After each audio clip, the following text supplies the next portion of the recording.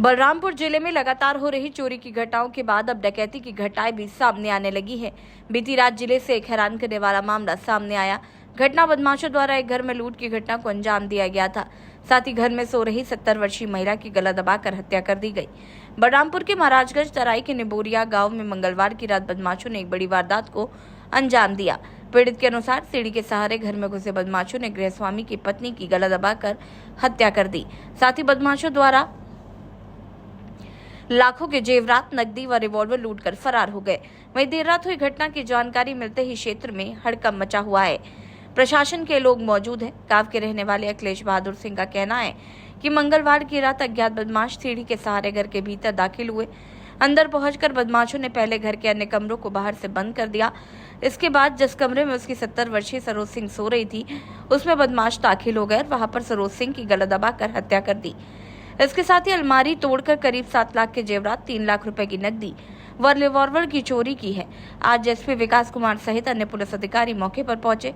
Forensic team को मौके पर बुलाया गया। पुलिस मामले की जांच कर रही है। पुलिस अधीक्षक विकास कुमार ने बताया कि मृतक महिला के शव को कब्जे में लेकर पोस्टमार्टम के लिए भेज दिया गया है। मौके पर पुलिस की रात से ही मौजूदगी है। कितने का सामान दादा भाई लगभग चोरी?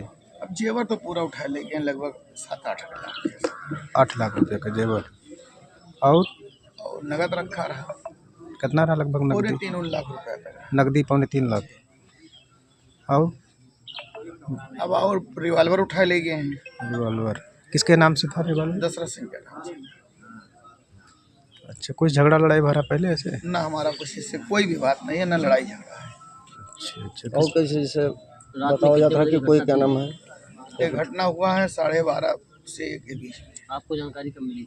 हमको जानकारी मिला है 1 बजे। तराई में 12/13 की रात कल मध्य रात्रि के आसपास अखिलेश बहादुर सिंह पुत्र श्री दशरथ सिंह, जो कि सुदर्शन जोत के निवासी हैं, उनके घर में चोरी की घटना हुई और पुलिस को सूचना मिली। तत्काल मध्य रात्रि को ही पूरी पुलिस टीम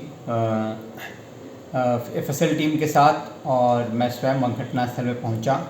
हम लोगों ने बारीकी से घटनास्थल का मुआयना किया और उनके द्वारा दी गई तहरीर पे हमने मुकदमा पंजीकृत कर लिया है। जो प्रथम दृष्टया घटनास्थल पर दिखा उसके मुताबिक एक सीढ़ी जो कि उन्हीं के कैंपस में पड़ी हुई थी, उसी के सहारे जो अज्ञात चोर हैं वो ऊपर चढ़े छत पे, उसके बाद नीचे गए और नीचे उन्होंने एक रूम में जहां अलमीरा था वहां पे अलमीरा से छेड़छाड़ किया और उसी रूम में इनकी माताजी सो रही थी और माताजी की मृत बॉडी वहां प्राप्त हुई है। प्रथम दृष्टया ये देखने से ऐसा प्रतीत होता है कि उनका मुंह दबाया गया है तकिए से, और लेकिन पुलिस इसकी छानबीन कर रही है और पोस्टमार्टम के बाद ही मृत्यु का असल कारण पता चलेगा। इस पूरे प्रकरण में मुकदमा पंजीकृत कर लिया गया है। 5 टीमें बना दी गई हैं जो कि आसपास क्षेत्रों को देख रही हैं, CCTV कैमरा को देख रही हैं और हम लोग जल्द से जल्द इस घटना का अनावरण करेंगे। उत्तर प्रदेश के बलरामपुर जिले की कानून व्यवस्था अब वेंटिलेटर पर है। ऐसा मैं नहीं कह रहा हूं, पिछले कुछ दिनों में घटित हुई घटनाएं इस बात की बानगी बता रही हैं। बताया जाता है बलरामपुर जिले में चोरी की घटनाओं में लगातार बढ़ोतरी हुई है। अभी मथुरा बाजार में करोड़ों रुपए की मूर्ति को, जो कि अष्टधातु की थी, वहां के राम जानकी मंदिर से चोर उड़ा ले जाने में कामयाब रहे। वहीं थाना रहरा बाजार में एक दुकान के भीतर से लाखों के सोने चांदी के जेवरात भी चोर उड़ा ले जाने में, चोरी कर ले जाने में कामयाब रहे। वहीं अब बलरामपुर जिले में डकैती की एक दुखद घटना भी सामने आई है, जिसमें एक 65 वर्षीय महिला की गला दबाकर पहले जो लोग घर में लूट करने गए उन लोगों ने हत्या की। फिर घर से लाखों रुपए की नकदी, लाखों रुपए के जेवरात व लाइसेंस से रिवॉल्वर के साथ साथ अन्य सामानों को लेकर रफू चक्कर हो गए। बताया जाता है चोरों ने उस घर को निशाना कुछ इस तरह से बनाया कि जो है वहां पर वो सीढ़ी के जरिए पहले चढ़ाई किए, फिर उक्त कमरे में घुसे जहां पर वो 65 वर्षीय महिला सो रही थी। वहां पर उनकी पहले जब विरोध करना उन्होंने शुरू किया तो गला दबाकर हत्या की। फिर जो है वो सारे सामान को चोरी करके लेकर भाग गए। अब इस घटना के बाद जिले के तमाम आला अधिकारी मौके पर हैं। जिले के तमाम आला अधिकारी इस बारे में तहकीकात कर रहे हैं कि इस घटना को अंजाम कैसे दिया गया है। वहीं दूसरी तरफ मृतक के पुत्र हैं अखिलेश सिंह, उनका कहना है कि ये घटना बड़े पैमाने पर अंजाम दिया गया।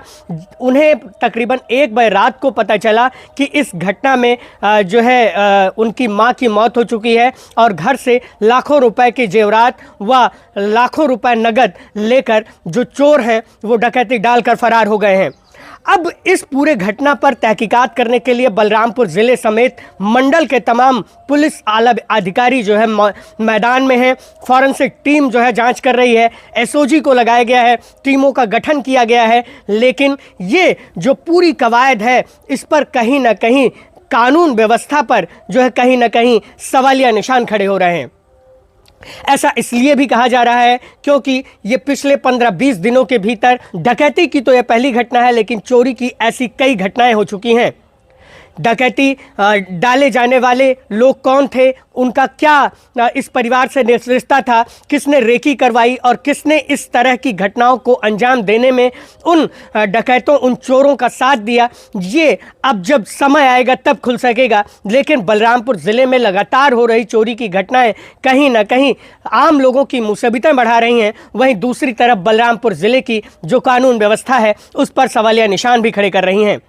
बताया जाता है कि बलरामपुर जिला एक शांतिप्रिय जिला माना जाता है। यहाँ पर इक्का दुक्का घटनाओं को छोड़ दिया जाए तो अक्सर इस तरह की घटनाएं नहीं होती हैं। कोई बड़ी घटना जिसमें बड़े पैमाने पर किसी चीज़ को अंजाम दिया गया हो, ऐसी घटनाएं नहीं होती हैं। लेकिन इस तरह की घटनाओं की लगातार हो रही बढ़ोतरी कहीं ना कहीं पूरे कानून व्यवस्था पर सवालिया निशान खड़े कर रही है।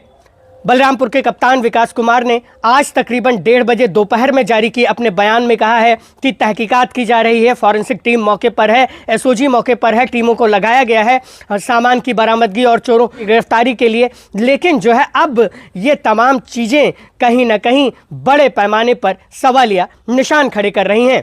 अब देखना होगा कि पुलिस इस घटना का कितनी तेजी से खुलासा कर पाती है, क्योंकि तमाम चोरी की घटनाएं अभी भी उसी तरह ठंडे बस्ते में पड़ी हुई हैं जिस तरह से पड़ी हुई थी। बलरामपुर से मैं योगेंद्र विश्वनाथ त्रिपाठी, समाचार न्यूज़ इंडिया के लिए।